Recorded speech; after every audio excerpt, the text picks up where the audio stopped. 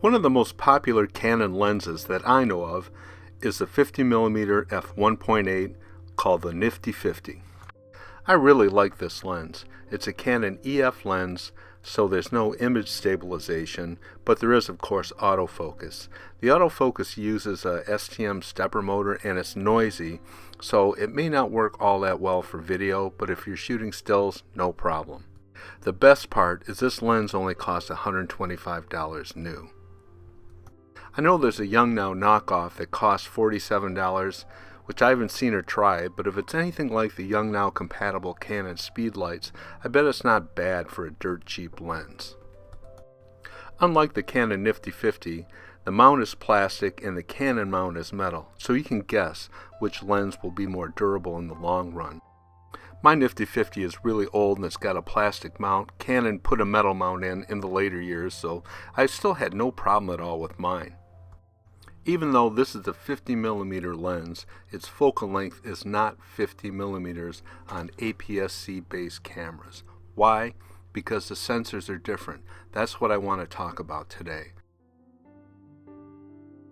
For Canon cameras, which have APS-C sensors, you have to take the focal length, which is 50mm, and multiply it by 1.6. This yields an effective focal length of 80mm. Here's a couple cameras where we're going to demonstrate the differences on. On the left is a Canon 7D, which is a crop sensor APS-C camera, and on the right is a full-frame 5D Mark III. It's really important to know the difference between the two when you're selecting a lens based on what type of camera that you have. Most reasonably priced DSLRs are APS-C based sensor cameras, so you have to be really careful when you're selecting a lens. This is a rough drawing of the comparison between a full frame sensor and a crop sensor. You can see that the full frame is much larger than the crop sensor. Full frames are 35mm based on what you would see like looking through a Canon F1, a 35mm film camera.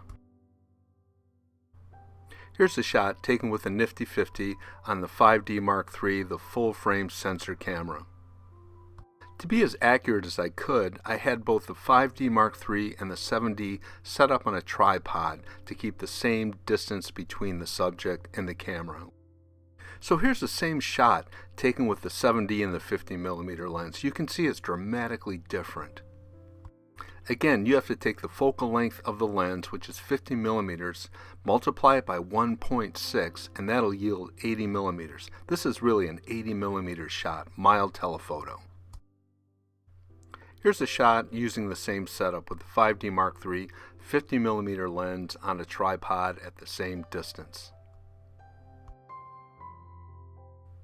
Again, here's the same shot with the 7D using the 50mm at the same distance from the subject. You can see again it's like a telephoto shot.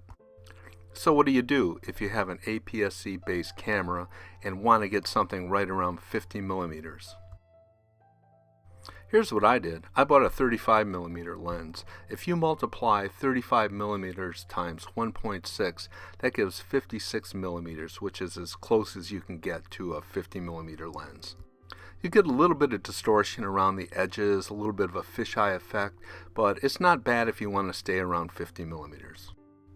You know, with that said though, I still really have to recommend getting a Nifty 50. It is such a great lens, and really all you're going to have to do is step back farther from your subject. This was shot on the 7D using the 35mm lens.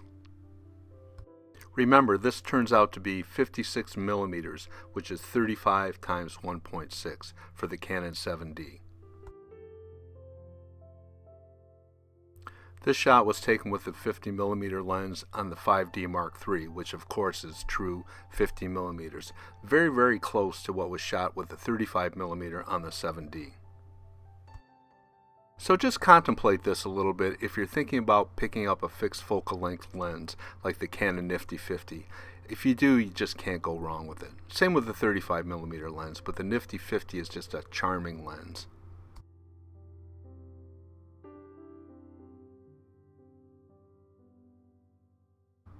Well, as always, this is Jeff, and I'll see you again soon.